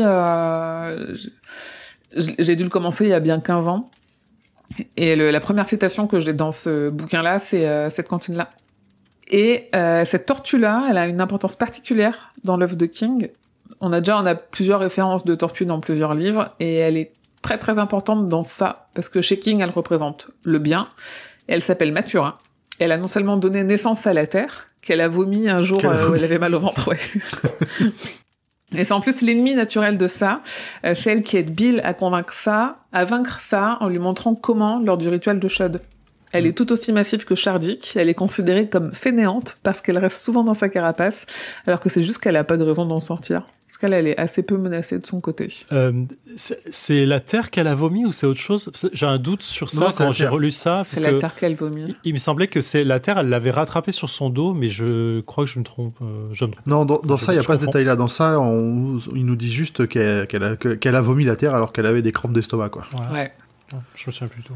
Je me souviens de ça, mais quand je l'avais lu, j'avais mal compris le truc. Et du coup, t'avais un truc qui te menait déjà. C'est le cas qui t'a mené déjà vers ça, quoi. Juste pour finir sur ton bouquin d'il y a 15 ans, quoi. Oui, parce que le premier animal domestique que j'ai, c'est une tortue, parce que ma sœur est allergique à tout ce qui est poils, plumes et tout. Et donc, du coup, j'ai réussi, après des années de négociations auprès de ma mère, à avoir une petite tortue d'eau douce, que j'ai pas appelée Mathurin, parce que j'avais pas encore lu La Tour Sombre, ni ça, ou que j'avais pas pensé à faire la ref. Mais du coup, oui. Et mon premier tatouage, c'est une tortue. Qui, du coup, est placée en face d'un ours, maintenant. Voilà. Et c'est pas par hasard. Pour Roland, ces gardiens n'existaient pas jusqu'à aujourd'hui. Eddie explique à Roland le concept de cyborg, être de chair, de sang et de mécanique tout à la fois. Moi, je me suis fait la réflexion que si on m'avait demandé la définition de cyborg, je l'aurais pas eu. Ouais, Android, cyborg, robot, Android aussi, trois choses différentes. Oui, non, d'accord, oui, ok. Oui, c'est trois choses. Robot et Android, c'est quoi la différence ? Un robot, il est conçu pour effectuer des tâches. C'est-à-dire un robot ménager, par exemple. Ton aspirateur, c'est un robot. Enfin, l'aspirateur qui fait ça tout seul, c'est un robot. Un Android, il est conçu pour se ressembler à un humain, pour être proche de l'humain. Mais c'est un robot quand même. Okay. Mais il est visuellement très proche. D'ailleurs, il y a une très bonne expérience là-dessus, mais je vais pas m'étendre dessus, sur pourquoi on était... on a remarqué que les humains étaient de plus en plus violents avec les robots. C'est-à-dire qu'on les traitait mal. C'est pas des conneries, hein. C'est une vraie étude qu'il y a eu sur le fait de dire que Alexa va ouvrir sa gueule maintenant, mais on la traite mal, on lui parle mal. Ton robot aspirateur, quand il fait une connerie, il dit qu'est-ce qu'il est con, machin, comme s'il était, tu vois, comme s'il avait une intelligence à part entière. Et en fait, il y a eu des expériences qui ont été menées sur est-ce que les humains sont plus violents avec des robots qui leur ressemblent, ou est-ce qu'ils sont moins violents avec des robots qui leur ressemblent, versus comment ils se comportent sur des robots qui ressemblent plus ou moins à des humains. Et en fait, c'est assez étonnant de mimétisme. On se comporte moins violemment avec des choses qui nous ressemblent de plus en plus. Mais si ça nous ressemble trop et que c'est possiblement supérieur à nous, on va être plus violent. C'est vraiment moi, les peu de fois où j'ai interagi avec Alexa, je lui ai dit s'il te plaît et merci, parce qu'en plus tu dis un prénom. Je n'ai pas été éduquée comme ça. Tu sais, c'est comme quand il y a personne, quand tu es sur la route, qu'il y a personne devant et derrière, mais tu mets quand même ton clignotant parce que tu dis j'ai appris à le faire. C'est les habitudes. Si demain elle se soulève, au moins tu auras été poli avec elle. C'est ça. Il y a un épisode de Rick et Morty là-dessus. Mais du coup, ça veut dire que Andy, c'est un androïde et que Andy, il tient son nom parce que c'est le raccourci d'Android en fait. Oui, probablement. Ouais. Cool. Je me demande si c'est pas dit d'ailleurs. Ah, peut-être. Probablement. Peut-être qu'il explique. Peut-être. Quand il parle des gardiens, Roland, donc là, passage 13, en fait, il donne l'idée que il l'avait... Attends, c'est après ou c'est là Je pense que j'ai cherché... Je pense à présent que je n'ai cessé de chercher un gardien tout au long de ma quête, quand nous aurons trouvé le portail que les HRD, qui nous suffira de remonter sa piste et de suivre le rayon. Et en fait, du coup, je me suis dit... Depuis tout le temps où il fait ça, où il cherche la tour sombre, il n'a jamais tombé sur un rayon. Et en fait, je me suis dit que tu peux pas trouver le rayon tant que tu ne sais pas que tu es dessus. Il faut savoir quoi observer. Ou alors tu ne sais pas reconnaître les signes, parce qu'il les reconnaît. Enfin, une fois qu'il sait qu'il est sur le rayon, il reconnaît les signes, il sait d'où point il sait. Non, mais il l'explique comme s'il le savait déjà. Ouais. Et c'est ça qui m'a troublé.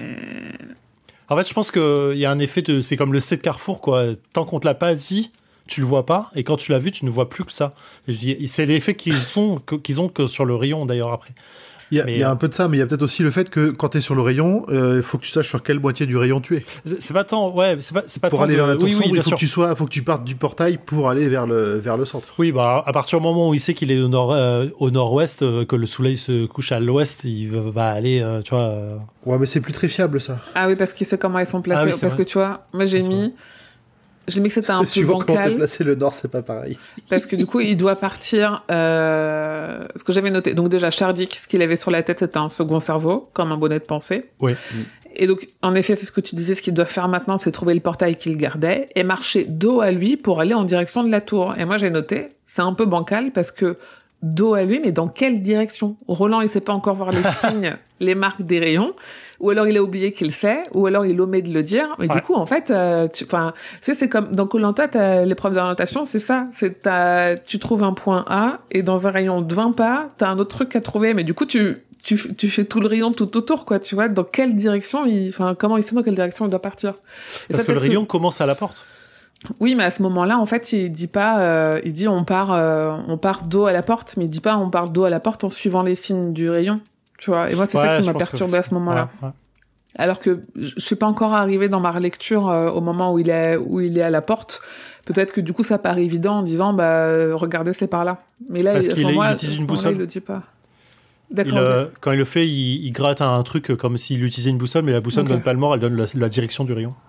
Oui, d'accord, ok. C'est pour ça qu'il sait. Mais du coup, mon point, c'était de dire, si on regarde une carte, alors entre guillemets, carte laquelle, de l'entre-deux-mondes et des chemins qu'il a fait, à un moment, il est passé par le rayon, mais il savait pas qu'il était dessus, donc il pouvait pas le voir. Et du coup, soit au moment où il est passé dessus, il cherchait pas encore la tour, donc peut-être que, parce que la carte que j'ai, en fait, je regarde la carte que j'ai en face de moi, elle est fausse. Il faut que je regarde une autre carte, mais dans l'idée, c'est, je pense qu'à un moment ou un autre, il est forcément passé sur un rayon, mais il le voyait pas. Et je pense que l'idée, ce que j'avais amené, c'était de dire, tant que tu sais pas que t'es dessus, tu peux pas chercher le rayon, et du coup, tu peux pas le voir. Est-ce qu'il peut le voir tant qu'il est tout seul? Est-ce qu'il n'avait pas besoin de piocher les cartes pour le voir, tu vois? Ouais, le cas aussi qui bloque peut-être sa vision pour l'empêcher d'y aller seul, quoi, effectivement. Donc Roland explique qu'il a trouvé sa route, mais qu'il perd la raison parce qu'il a laissé un garçon mourir. Le pistolero a parlé de ce gosse pendant ses délires fiévreux, mais Eddie n'en a rien retenu, noyé de nombreux noms issus du passé de Roland et lui-même en combat contre son envie d'héroïne. Et donc en fait, dans l'échange, on comprend qu'Eddie ne se souvient pas spécifiquement du garçon, alors que Roland se souvient avoir saoulé Eddie avec lui. On comprend à demi-mot que le garçon s'est effacé de la mémoire d'Eddie. Si dans la tête du pistolero, ça se bataille pour savoir s'il existait ou pas, dans celle d'Eddie, Jack n'est jamais mort, il n'existe pas. Et moi, j'imagine même pas là, Roland, à quel point il souffre du fait de savoir si le garçon est mort ou pas. J'imagine pas du coup l'état dans lequel est Jake de l'autre côté, lui, de savoir s'il est mort ou pas, quoi. C'est ça. Mais après, on se retrouve... Moi, j'ai réimaginé le schéma que nous avait fait Ezef pour expliquer les lignes temporelles, et si j'ai compris un peu la souffrance de Roland. Bah ouais, bien sûr. Bien sûr. Et Roland confirme d'une certaine façon, il est déchiré entre le souvenir du gamin et le souvenir sans gamin qui n'existe pas, mais qui ne peut qu'exister puisque le gamin n'est pas mort. Il y a l'histoire vraie et celle qui ne l'est pas mais qui devrait l'être. Cette phrase est incroyablement tour-sombresque de ouf en termes de méta. Un personnage dans un bouquin est en train de nous raconter une histoire dans le livre qui n'est pas vraie mais qui devrait être vraie dans le livre. Voilà. Avec ça, j'ai envie de dire, la méta, elle est incroyable. Et tu vois, c'est un truc que King fait tout le temps de... ce que je disais un peu en intro, de... en fait, il a des livres où les personnages écrivent des nouvelles, et en fait, les nouvelles, elles existent aussi ailleurs sous le nom de King, tu vois. Ça existe toujours à différents niveaux, comme ça, c'est marrant. Roland leur résume donc le premier tome du cycle, le pistolero, en 2 versions. Le relais était désert et le relais était pas désert, et c'est drôle que ce soit cette deuxième version, celle que nous on connaît, qui soit considérée comme la fable. Et j'ai quand même beaucoup ri au sacré nom de Dieu, je comprends pourquoi tu étais presque à court de munitions d'Eddie quand il lui raconte le massacre à Tulle. Dans la version réelle, celle du relais désert, Roland n'est reparti qu'avec de l'eau, mais il a en sa possession une mâchoire qui n'existe que si le relais n'était pas désert, dans l'histoire que nous, on connaît. Suzanne attique quand Roland explique ce que lui a dit le démon qui parle dans la cave du relais. Va lentement, pistolero, passer les monts des Drawers. Les Drawers pour Data Walker, c'était un terme d'argot qui désignait un endroit pourri et ou inutile, et Data était attiré par cette idée. L'assiette que Data a cassée, elle l'a emportée dans ses Drawers pour la casser. Quand elle s'apprêtait à voler, elle se disait aussi qu'elle allait aux Drawers. C'était un lieu aussi maléfique que bénéfique pour elle. J'ai juste deux trucs, c'est je n'ai pris que de l'eau dans ce relais, c'est marrant, parce que j'ai surligné ce passage, et j'ai noté, s'il ne prend que de l'eau dans ce relais, il peut pas prendre la mâchoire, donc il n'y a pas de raison qu'il en ait une maintenant. D'où le paradoxe. Et il l'explique juste après, j'étais en mode, vas-y, t'expliques ce que j'ai envie de dire. Et mais c'est que t'avais bien compris l'histoire, tu suis, c'est bien. N'est-ce pas ? Et après, il parle effectivement des Taïns et des Drawers. Prends garde aux Taïns. Donc, pour rappel, les Taïns sont donc les hommes mutants qu'on verra plus tard qui vont tuer Callan. Au relais du cochon. Au relais du au Dixie Pig. Dixie Pig. Et tu as expliqué ce que t'es les Drawers, donc j'ai rien à dire.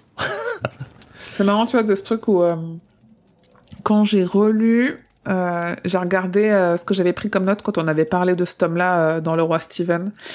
Et sur tout ce qu'on a dit là depuis le tout début, mes notes c'était, en fait, toute la partie avant le paradoxe temporel, mes notes c'était, en fait, je comprends rien parce que pourquoi il se souvient pas du garçon alors que ça fait 2 tomes qu'il nous saoule avec le garçon et tout.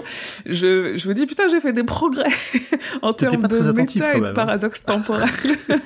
Je suis fier de vous. Et la Émilie, vous avez un 19 sur 20. Moi, j'étais autant perdu que lui en mode, mais attends, mais il se fout de notre gueule, il est vraiment en train de perdre la tête. Évidemment que tu t'en souviens. À noter que les terres perdues où ils vont passer plus tard avec Blaine sont aussi des Drawers. C'est précisé plus tard d'ailleurs. Et que la décharge où Jack va voir la rose plus tard sont aussi des Drawers. Ok.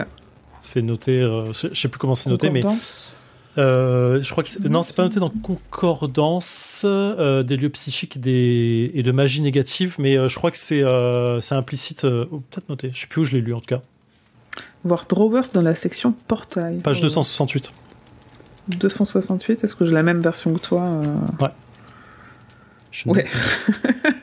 Ah, mais parce que je l'ai vu. Oui, 268. Selon Susanna Dean, autrefois connue sous le nom d'Odetta, machin, les drawers sont un endroit pourri ou inutile, ou les deux, cependant, ce sont aussi des lieux puissants. Ils rappellent beaucoup une sorte de décharge publique psychique. Les drawers font partie de la catégorie des terres perdues. Repères sexuels d'Odetta, ce sont les boui-boui et tavernes du Ridgeline Road dans la banlieue de Nutley. Ouais, c'est là que Detta Walker vient assouvir sa rage contre les hommes blancs, la force négative de ses émotions, ainsi que les expériences qu'elle a vécues dans ces lieux, en font une sorte de drawers psychique. Et du coup, faut regarder dans le deuxième concordance, celui qui parle des 3 derniers tomes, s'il y a à nouveau les drawers. Parce que là, du coup, on a que les mentions sur les 4 premiers tomes. Ouais. Mais en fait, je pense que je suis persuadé de l'avoir lu quelque part, mais la décharge où on trouve la rose, c'est un lieu de décharge, c'est une décharge, et c'est là où il y a énormément d'énergie. Donc ça en devient un drawer. Et les terres perdues, comme c'est noté, à un moment avec Blaine, ils en parlent. Effectivement, on passe par les terres perdues et c'est là un drawer aussi. Et dans l'argot de Roland, drawer, c'est un sens proche de celui de chez Detta, un dépôt d'ordures, un bordel, un boui-boui. Mais le sens le plus simple, c'est que les drawers sont un lieu de désolation. Entre guillemets, ce sont les terres perdues.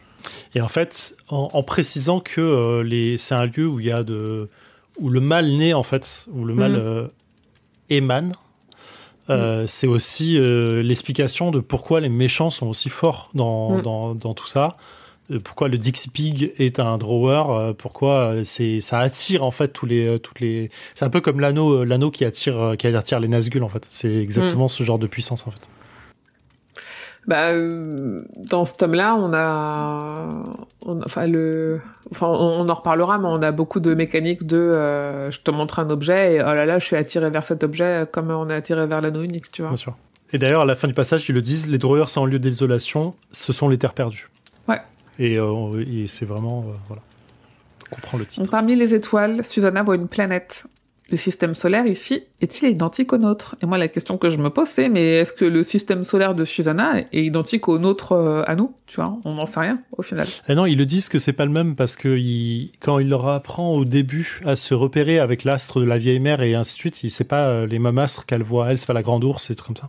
Oui, entre celui de Susanna et celui de l'Entre-deux-Mondes. Je me dis, ça se trouve que le nôtre, il est même pas identique à celui de Susanna. Tu vois, pour y avoir une feinte. Oui, pardon, j'avais pas compris ça, excuse-moi. Roland raconte l'histoire de la mâchoire récupérée au relais et celle de la mâchoire qu'il a là. Et ce qu'il s'est dit en récupérant cette mâchoire, c'est le seul souvenir que Roland a qui ne semble pas dédoublé. Il s'est dit, j'ai attiré la malchance sur moi en jetant ce que j'avais trouvé en trouvant le garçon. Ceci le remplacera.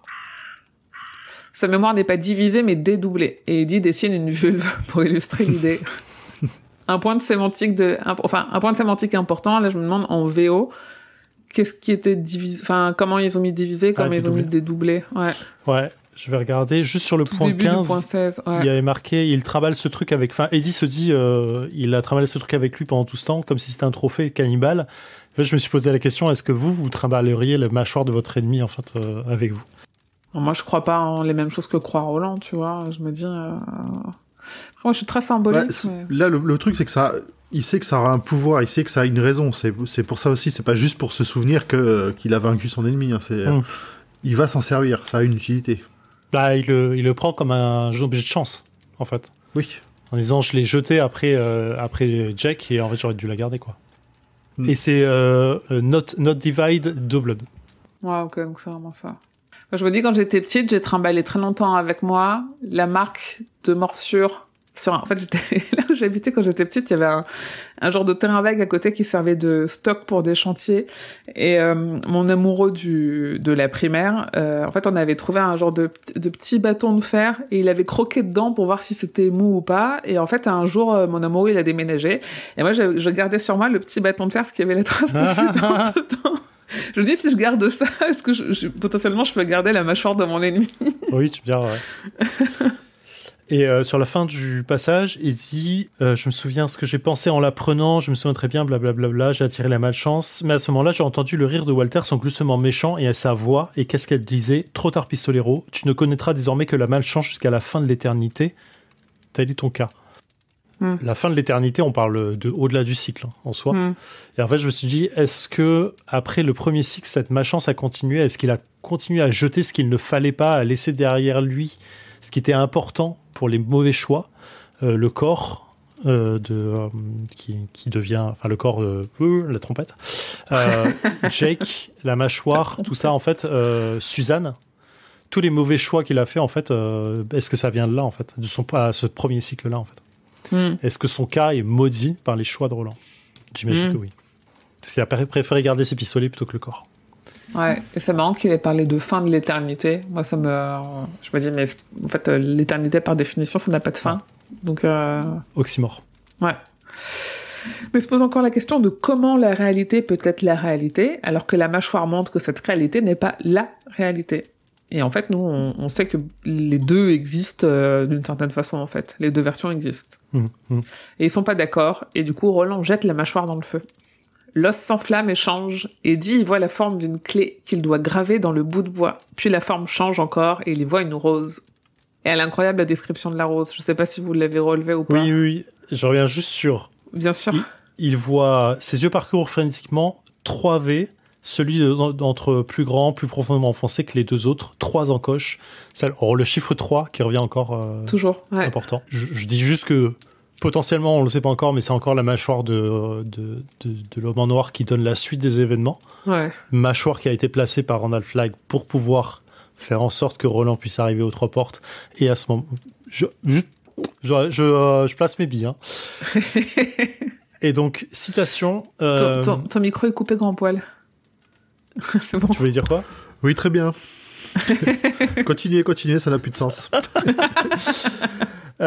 Donc, l'espace d'instant, Eddie vit une rose d'un rouge triomphant qui avait dû éclore à l'aube du premier jour de ce monde, une fleur d'une beauté insondable et éternelle. Citation.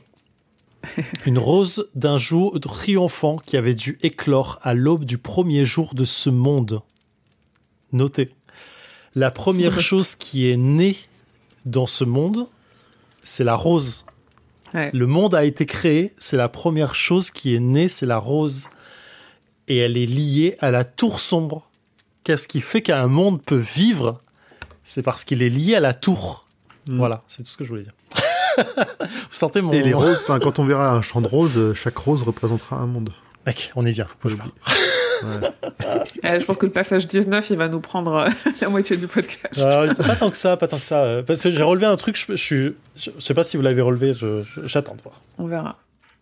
Dans un dernier éclat d'étincelle, l'os disparaît finalement et Eddie s'intime à nouveau de se souvenir de la rose et de la forme de la clé qu'il trace dans la terre. Et ce passage, je l'ai trouvé très beau et très fort parce qu'on a un Roland qui est silencieux, une Susanna qui est terrifiée et Eddie qui tremble de tout son corps, mais qui à la fois est déterminé parce qu'il sent qu'il tient quelque chose, quoi. Sans trop savoir quoi. Donc Eddie est le seul à avoir vu l'os se métamorphoser et décide de garder ça pour lui, pour le moment.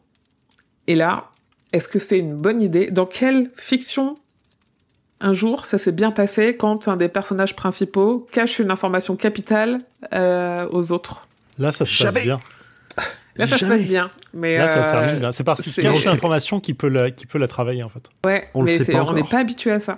Ouais, c'est marrant. Ouais. Roland ne sait pas pourquoi il a jeté l'os dans le feu, mais la voix de tous ses pairs lui a demandé de le faire pour que l'os prononce son dernier mot. Et il nous avait bien dit au tome d'avant que la mâchoire parlerait et lui dirait, où il faut aller, quoi. Est-ce que c'est la voix de tous ses pairs ou est-ce que c'est la voix de Walter? Parce que, a priori, il l'entend beaucoup, cette voix-là. Il l'entend beaucoup, ouais. Et du coup, je me dis...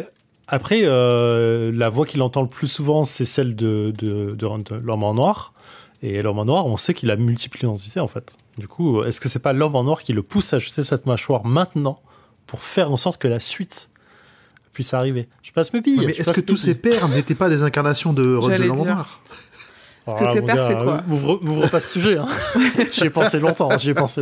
Ses pères, c'est quoi? C'est son père, c'est Cort, c'est King, qu'il le veuille ou non, à un moment donné, il y a King aussi. C'est Walter, sous une forme et sous d'autres formes, parce qu'il y a un peu de Martin, qui était quand même un instructeur, d'une certaine façon. Là, il dit la voix de tous ses pères, mais en fait, on ne sait pas qui il met derrière. Ah.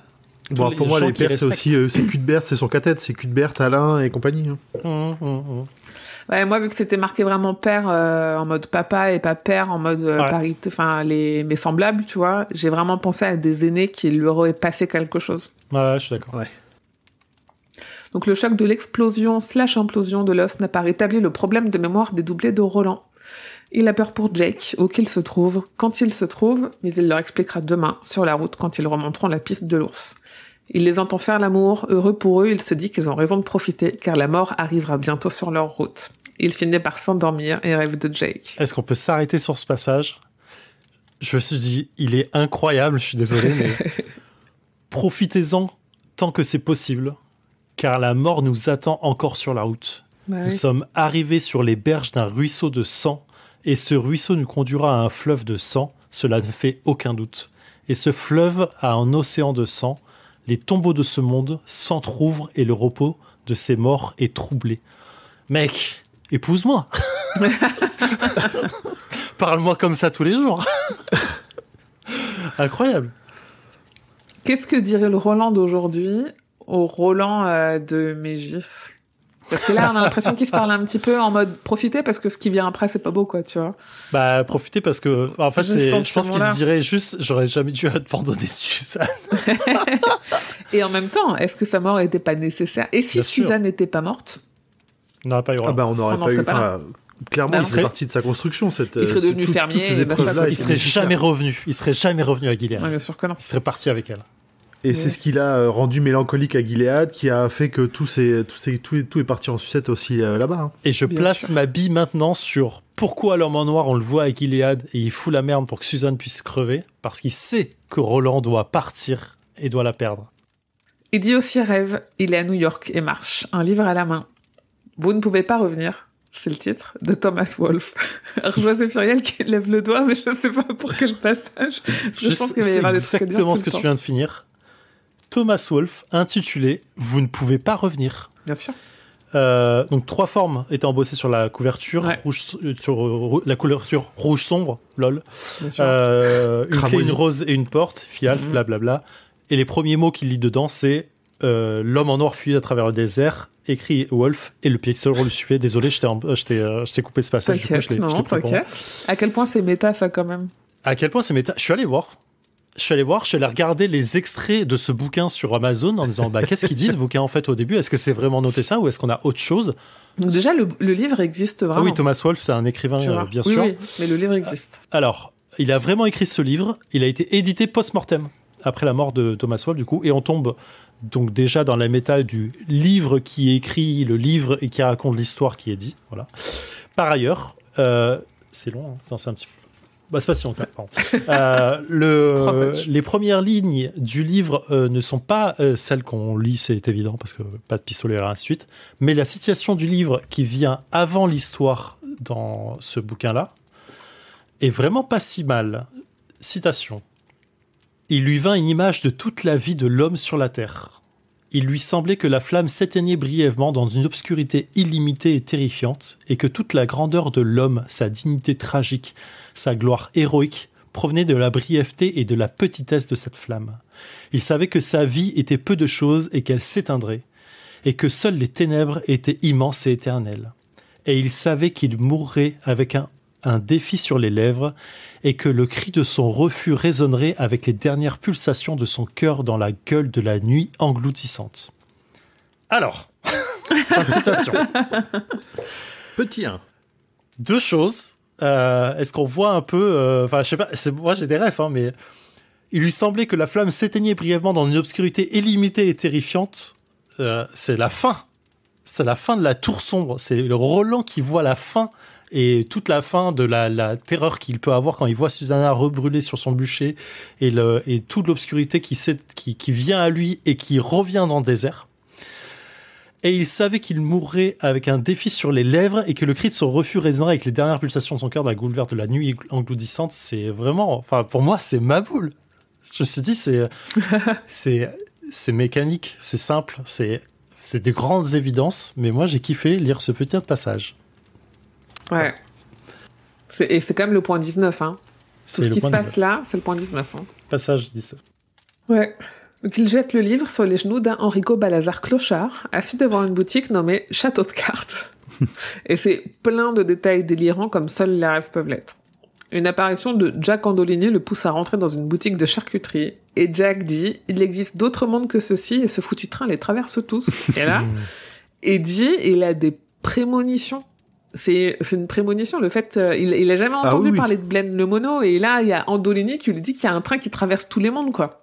C'est un truc de ouf, quand même. Après, il a entendu parler du relais, mais quand même. Enfin, du relais et du truc sous la montagne. Donc, sous les montagnes cyclopéennes. Non, mais quand bien même, quoi. C'est trop précis. Ouais, mais là, c'est vraiment, voilà, comme disait, c'est trop précis pour que ce soit vraiment une coïncidence ou quelque chose qu'il a pu imaginer après, comment dire, avec ses expériences passées. C'est clairement une prémonition. Eddie ouvre la porte grâce à la clé qui a la forme qu'il a vue et se retrouve dans une prairie. Et ce qu'il prend pour des éclaboussures de sang, c'est en fait une immense quantité de rose d'un rouge criard et tout au fond, la tour sombre. Revenir sur Eddie qui a des prémonitions, on se rappelle de sa mort qui prévient que plus tard il y aura un danger. C'est la dernière chose qu'il fait en mourant. Ouais. Ah, je m'en souvenais pas. Il prévient Dandolino, faites attention à Dandolino. Ouais. Et le vampire qui fait rire et ainsi de suite. Et tout ça, c'est Dandolo. Dandolo, pardon. Dandolino. Dandolino. Comme le Morcellino. C'est quoi Dandolino, ça? Juste pour le plaisir, mais le passage sur la prairie. Les gars et les meufs. La prairie s'étendait sur plusieurs lieues en pente douce et la tour sombre se dressait à l'horizon. C'était un pilier en pierre terne qui montait si haut dans le ciel qu'il pouvait à peine distinguer son sommet. Sa base entourée de roses d'un rouge criard était d'une masse et d'une taille formidable, titanesque. Mais la silhouette de la tour n'en était pas moins gracieuse. La pierre dont elle avait été bâtie n'était pas noire contrairement à ce qu'il s'était imaginé, mais de couleur suie. D'étroites fenêtres se découpaient sur les murs, la gravissant en spirale. Sous les fenêtres grimpait un escalier de pierre apparemment infini. La tour était un point d'exclamation sombre planté dans la terre et dominant le champ de rose rouge sang. Au-dessus d'elle, la voûte du ciel était bleue mais emplie de nuages blancs cotonneux qui ressemblaient à des trois-mâts. Leur escadre infinie voguait autour du sommet de la tour et au-dessus de lui. « Épouse-moi, putain !» Vas-y, là. Moi, je trouve ça quand même très intéressant que la première description de la tour, on l'a via les yeux d'Eddie. Donc, est-ce que Roland a déjà vu la tour en rêve ou pas? Est-ce qu'il en a déjà eu une vision? Est-ce qu'il serait capable de la décrire? Et qui envoie cette image à Eddie? Qui provoque ce rêve à Eddie, quoi? Il voit ce qu'il veut. Lui ne verra jamais, hein. C'est le seul. Ah non, avec Jack, pardon. C'est faux, quand même. Ouais. C'est faux. Donc, il tient dans son ombre, panique car il s'y sent en fait enterré, mais la sonnerie d'une trompe descend de la tour et emplit le monde, et les ténèbres commencent à sortir des fenêtres et à se répandre. Il s'y tenait pas devant, il était enterré avant de s'y tenir. Ouais. Il sait qu'il va mourir avant de la voir. Putain. Oui, c'est non, pas ma boule. Ça continue les préparations paiement de 4 tomes en avance. Là. Ah mais ça je l'avais pas. Hein? Je l'avais pas eu celle-là, j'avais pas cette préparation. Je l'ai surligné 2 fois en mode... Il nous dit, King, il est en train de nous raconter ce qui se passe en fait. Dans ces ténèbres, des yeux rouges comme le sang, inhumains, gigantesques. Derrière lui, Andolini lui répète d'une voix robotique qu'il doit faire démarrer le train, qu'il sera difficile de l'arrêter. La machine est en phase d'interruption, entend-on crier. La bête qui se tient derrière lui, quoi. Moi, je vois le roi Croix-Mazie, mais j'arrêtais pas de me dire c'est ça, quoi. En voyant la tour et en voyant la bête derrière, quoi. Qui se coagulait, le sang cramoisi, le reste. Ça marche. Pour moi, c'est ça. La voix qui bugle, elle vient de l'ours. C'est un message de sécurité automatique sur les cellules subatomiques. Roland et Susanna voient qu'Eddie a fait un mauvais rêve et le pistolero va en savoir plus parce qu'on trouve parfois la vérité dans les rêves. Roland, il est malin. Il a flairé la tour jusque dans les rêves d'Eddie. C'est ça. Ça c'est le elle est pas loin.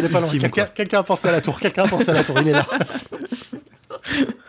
Il lui dit qu'il a oublié, mais Roland n'est pas dupe. Tant pis pour lui, Eddie n'a pas l'intention de lâcher. Il est pas ouf ce passage. Ouais. Les deux qui se regardent en chien de faïence en disant tu vas me raconter ton rêve. Non, je crois pas, non. Tu vas me raconter ton rêve. Non, je crois pas. Et Sunak a dit bon les gars, vous arrêtez. Ouais. Je m'en souviens pas, mais tu sais que je sais que tu sais que je sais. Personne n'est dupe, quoi. Je sais que t'as rêvé de la tour. Tu m'en parleras.